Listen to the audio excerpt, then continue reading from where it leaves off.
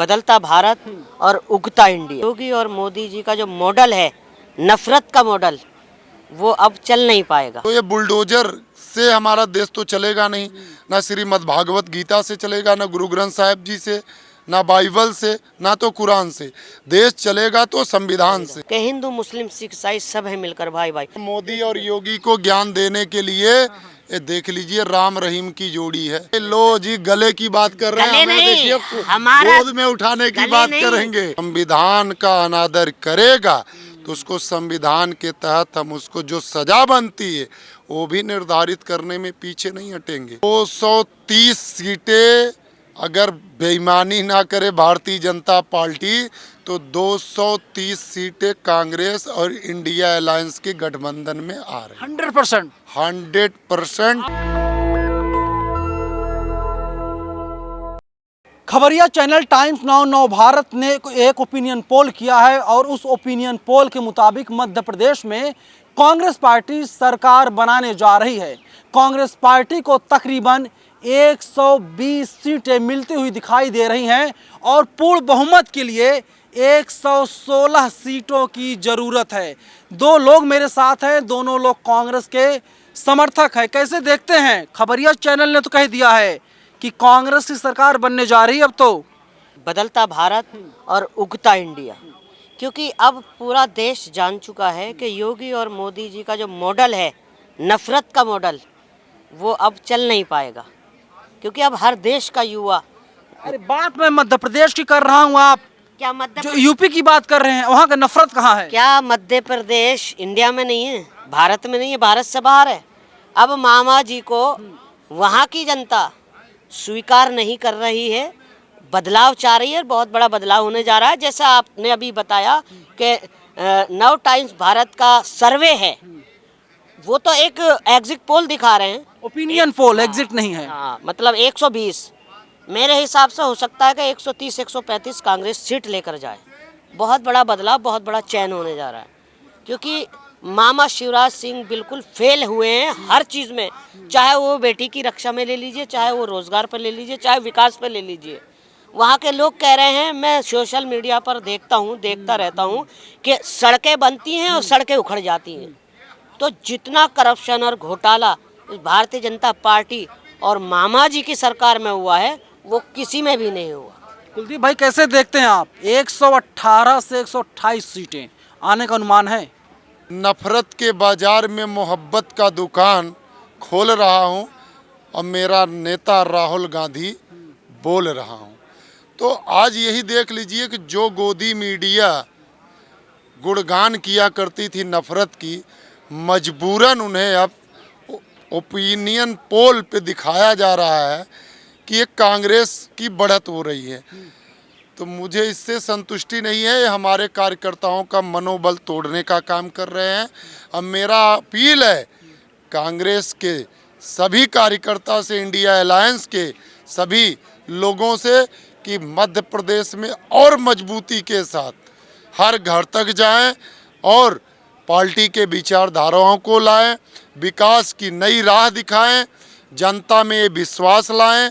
और जो हमें 120 सीटें की आप बता रहे हैं, हमें 120 नहीं, हमें पूरा मध्य प्रदेश की सभी सीटें चाहिए।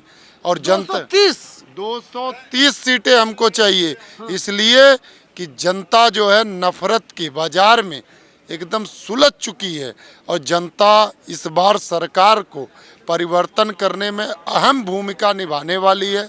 और मैं जनता जनार्दन का तहे दिल से धन्यवाद करता हूँ। बता भाई, मंत्री हैं, उनका नाम है यशोधरा सिंधिया, अभी मंत्री हैं सरकार में, कह रहे हैं कि मेरी तबीयत ठीक नहीं रहती, मैं चुनाव नहीं लड़ूंगी। क्या समझा जाए इसका मतलब? देखिए, उनको बिल्कुल साफ साफ नज़र आ रहा है कि हमारी दशा क्या होने जा रही है आने वाले टाइम में। अब मंत्री, सांसद, यहाँ तक का छोड़िए कि एमएलए जो थे उनको टिकट नहीं दिया गया। जो बिल्कुल महारथी बड़े से बड़े उनके मंत्री, एमएलए, सांसद थे, उनको उतार दिया गया है। और अब अपना पल्ला झाड़ रहे हैं कि हमारी तबीयत ख़राब है या हमारी तबीयत नासाज है। क्योंकि उनको भी दिख चुका है कि ये जो हमारा एजेंडा है बंटवारे का नहीं चल पाएगा।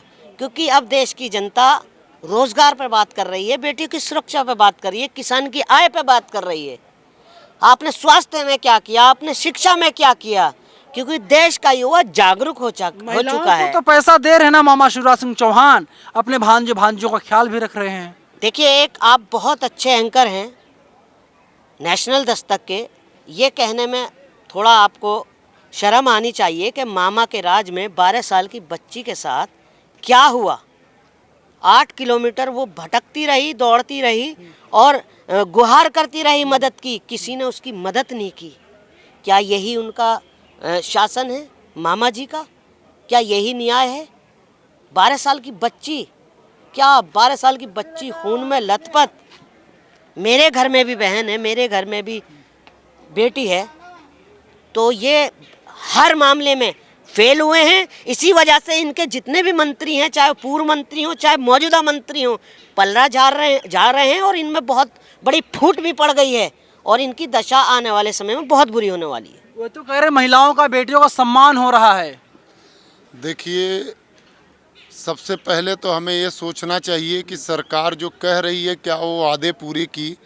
हम महिलाओं के लिए ही बात कर रहे हैं, तो अभी ये प्रकरण 12 साल की बच्ची का सबके सामने आया, पूरा देश शर्मिंदा हो गया। ठीक है, पूरा देश शर्मिंदा हो गया। और महिला के लिए ही हमारे प्रधानमंत्री बोल रहे थे इंडिया अलायंस से दूर रहे। मणिपुर में आपने देखा किस प्रकार से 6 महीना होने जा रहा है, दंगे फसाद आज भी है, ये सरकार बंद कर पा रही है। हिंदू मुस्लिम का एजेंडा, अभी मेहताब जी ने हमारे बहुत बढ़िया बुलडोजर का उदाहरण दिए।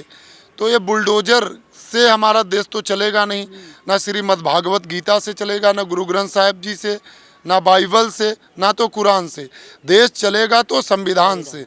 तो क्या ये संविधान आपको ये आदेश करता है कि लड़का गलती करता है तो बाप के बनाए हुए संपत्ति को और माँ बूढ़ी की घर को छांव उतार देंगे आप? ये संविधान देता है, राम का आदर्श आपको आदेश देता है कि ऐसा आप कर सकते हो? ये सिर्फ नफरत है।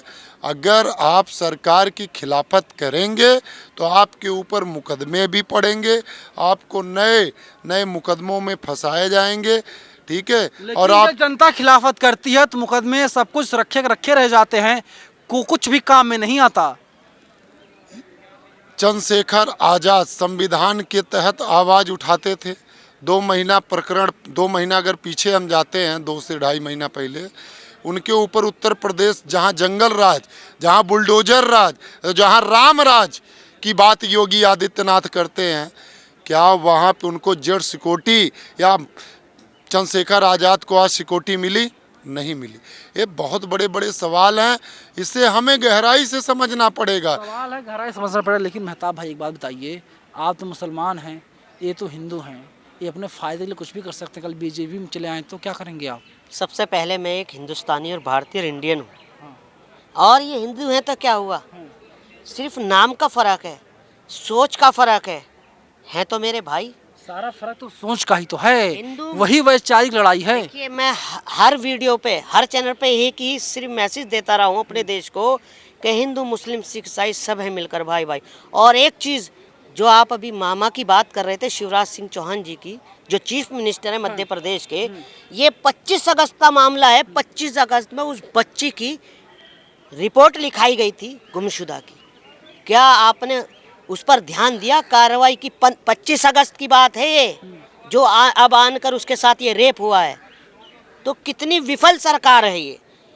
क्या अरे आप क्या चाहते हैं कि मामा शिवराज सिंह चौहान या जो वहाँ के गृह मंत्री हैं, होम मिनिस्टर मिश्रा जी, बंदूक उठा लें, तलवार उठा लें? चाहते क्या हैं आप लोग आखिरकार? अगर आप एक कानून भी सही बना दें तो ना ही दलित की बेटी का रेप होगा, ना ही किसी समुदाय की बेटी का रेप होगा। मैं ये नहीं कह रहा आपके तलवार उठा लीजिए या कानून अपने हाथ में लीजिए, कम से कम ऐसा कानून तो बनाइए कि एक बार सामने वाला सामने आंख उठाकर देखे, पहले सोचे, चाहे वो मेरी बहन हो, किसी की भी बेटी हो। अगर एक भी कानून हिंदुस्तान में हमारे सही सा कानून बन गया, रेप नहीं होंगे और छेड़खानी की कोई वारदात नहीं। क्या कहेंगे आप? देखिए, मध्य प्रदेश इस बार इसलिए मामा जी हार रहे हैं क्योंकि कह देना इमोशनल तौर पे कि मैं आपका भाई हूँ, मैं आपका मामा हूँ, ठीक है। और वहाँ पे फिर एक दूसरे का नकल करके और ये बोल देना, बड़े बड़े डायलॉग्स दे देना फिल्मों की तरह। जैसे फिल्म बनते हैं ना तो हीरो लोग डायलॉग दे देते हैं, तो फिल्म का भी डी एंड 1 घंटे 2 घंटे 3 घंटे में हो जाता है। तो मामा का भी डी एंड का समय आ गया है, मामा का डी एंड का समय आ गया है। क्योंकि ज़मीनी स्तर पर अगर आप मध्य प्रदेश में देखें, आम जनता को इन्होंने परेशान करने का काम किया है। इन्होंने कोई भी योजना जो है, सरकार की जो भी योजनाएं थी वो जनता तक नहीं पहुंचाए हैं। और ये इससे सबसे पहले तो इससे साबित हो जाता है कि 3 केंद्र मंत्री और 7 सांसद एमएलए का चुनाव लड़ने जा रहे हैं, एमपी का नहीं, एमएलए का चुनाव लड़ने जा रहे हैं, जिसको हिंदी में कहें तो विधायकी कहते हैं। अरे उनको मुख्यमंत्री बनाया जाएगा, बीजेपी ने कहा होगा। 7 सांसद और 3 केंद्र मंत्री, कितने हो गए? 7 3 10। ना, सुन लीजिए, मैं आपको क्लियर कर देता हूँ। आप जनता में clear 7 सांसद हैं, उसमें से 3 केंद्रीय मंत्री हैं, टोटल 7 ही लोग हैं। उनको एमएलए का चुनाव लड़ना पड़ेगा। तो इसलिए लड़ना पड़ रहा है क्योंकि जनता देख रही है कि एमपी में सरकार, मामा की बीजेपी की सरकार काम नहीं की है। किसानों का शोषण हुआ है, महिलाओं का शोषण हुआ है, बेरोजगार का शोषण हुआ है। वहाँ पे इंडस्ट्रियाँ जो लगाई गई हैं उनके अंदर जो कर्मचारी है उनका शोषण हुआ है। जो सरकारी विभाग है, जो नौकरियाँ हैं, उसमें सबसे ज़्यादा रिश्वतखोर का जनता सब जानती है और जनता जवाब देने जा रही है। और ये बीजेपी सरकार को स्वीकार करना चाहिए। अच्छा मेहताब भाई, देखा गया कि कर्नाटक में 40% कमीशन की बात की गई, मध्य प्रदेश में 50% कमीशन की बात लगातार की जा रही है। प्रियंका गांधी सहित कई नेताओं पर, जो कांग्रेस के नेता हैं, उनके ऊपर एफआईआर भी दर्ज किया गया। क्या आपको लगता है जो ये 40% पहले चल गया, अब 50% का जो खेल कांग्रेस खेल रही है, सफल हो पाएगी?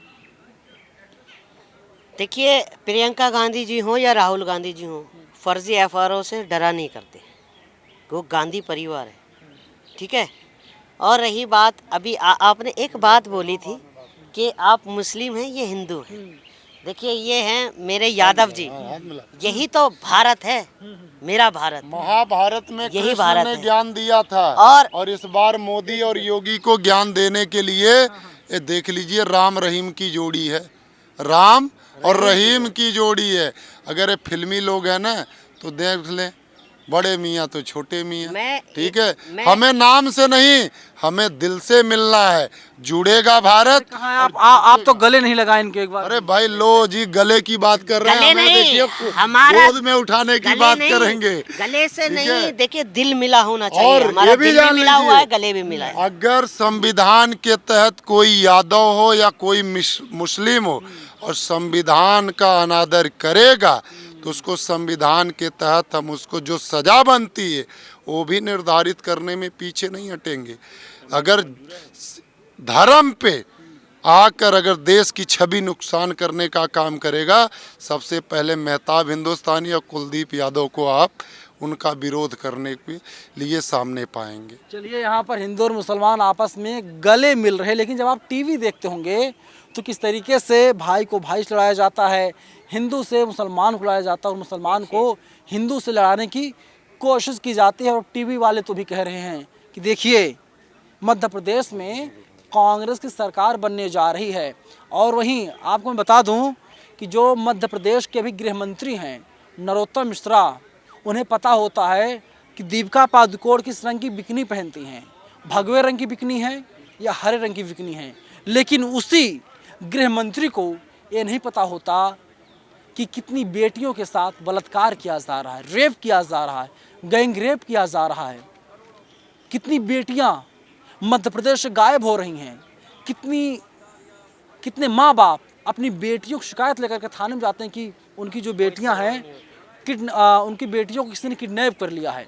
लेकिन सुनवाई के नाम पर सिर्फ खाना पूर्ति की जाती है। पता नहीं एफआईआर होता है या एफआईआर नहीं होता।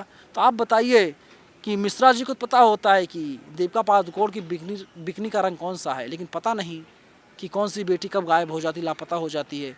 कार्रवाई के नाम पर क्या होता है, देश देख रहा है। देखिए, मिश्रा जी हों या भारतीय जनता पार्टी के कोई भी नेता हों, सिर्फ ये एक एजेंडा, दिखावे का एजेंडा, नफरत का एजेंडा।